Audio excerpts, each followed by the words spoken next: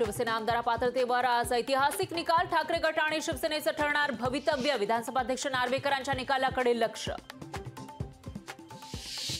शिवसेना आमदार अपात्रतेवर आज निर्णय येण्याबाबत असीम सरोदेंना शंका। अद्याप विधिमंडळ सचिवालयाकडून निकालाबाबत ईमेल आला नसल्याचं सरोदेंचं ट्विट।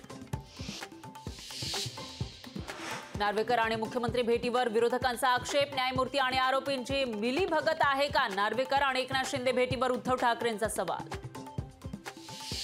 मतदारसंघातील कामांसाठी मुख्यमंत्र्यांची भेट। निर्णय प्रक्रियेवर दबाव टाकण्यासाठी आरोप। विधानसभा अध्यक्ष राहुल नार्वेकरांचं स्पष्टीकरण। लोकशाही मराठी चॅनलवर 30 दिवसांची बंदी। केंद्रीय माहिती प्रसारण खात्याची दडपशाही। पुणे श्रमिक पत्रकार संघ लोकशाहीच्या पाठीशी। लोकशाही वृत्तवाहिनीवरील बंदीचा निषेध। केंद्रानं तातडीनं बंदी उठवण्याची मागणी। लोकशाही चॅनलवरील बंदीच्या विरोधात राजकीय पक्षही पुढे सरसावले। काँग्रेस ठाकरे गटाकडून लोकशाही मराठीवरील बंदीचा निषेध। लोकशाही वृत्तवाहिनीवरील बंदीचा मुंबई मराठी पत्रकार संघाकडून तीव्र निषेध। माध्यम स्वातंत्र्याची गळचेपी करण्याचा प्रयत्न। मुंबई मराठी पत्रकार संघ लोकशाहीच्या पाठीशी।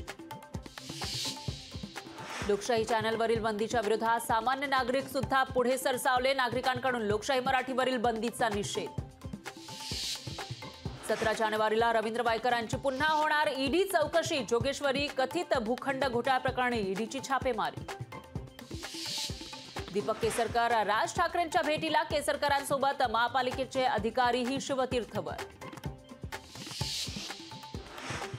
आदित्य ठाकरेंची कोल्हापुरातील कुपरीमध्ये दुपारी जाहीर सभा, तर संध्याकाळी कराडच्या पाटणमध्ये सभा। इंडिया आघाडीतील जागा वाटपाचा तिढा कायम। बिहारमधील लोकसभेच्या 8 जागांवर काँग्रेस डाव्यांचा दावा। योग्य प्रमाणामध्ये जागा न मिळाल्यास स्वतंत्र उमेदवार उतरवण्याचा इशारा। लोकसभा निवडणुकांच्या पार्श्वभूमीवर भाजप ऍक्शन मोडमध्ये। अब की बार 400 पार भाजपचा नारा, तर महाराष्ट्रामध्ये भाजप 30 जागा लढण्याच्या तयारी। लोकसभेत ठाकरे गटाला सर्वाधिक जागा मिळण्याची शक्यता। मावियाच्या 3ही घटक पक्ष नेत्यांच्या बैठकीत चर्चा।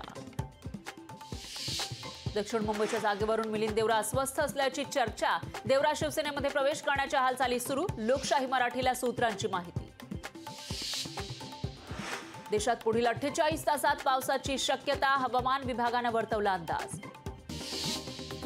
मुख्यमंत्री शिंदे यवतमाळ जिल्हा दौऱ्यावर। मुख्यमंत्र्यांच्या हस्ते साखर कारखान्याचं उद्घाटन। 3 वर्षात येणार तब्बल 400 वंदे भारत ट्रेन। रेल्वे प्रवाशांना आरामदायी आणि वेगवान सुविधा देण्यासाठी केंद्राचा निर्णय। मुंबई आणि जुहू विमानतळ 3 दिवस 1 तास राहणार बंद। हवाई प्रदर्शनाच्या पार्श्वभूमीवर विमानतळ बंद राहणार।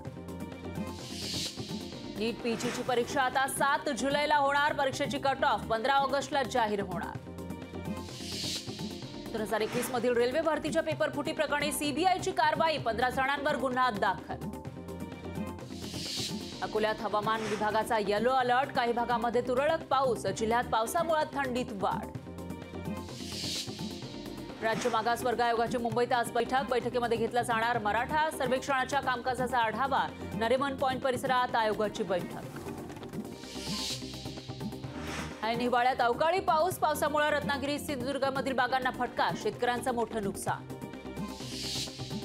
राज्यात कोरोनाचे 114 नवे रुग्ण। सक्रिय रुग्णांची संख्या 811 वर पोहोचली। नागरिकांनी काळजी घेण्याचं प्रशासनाचं आवाहन।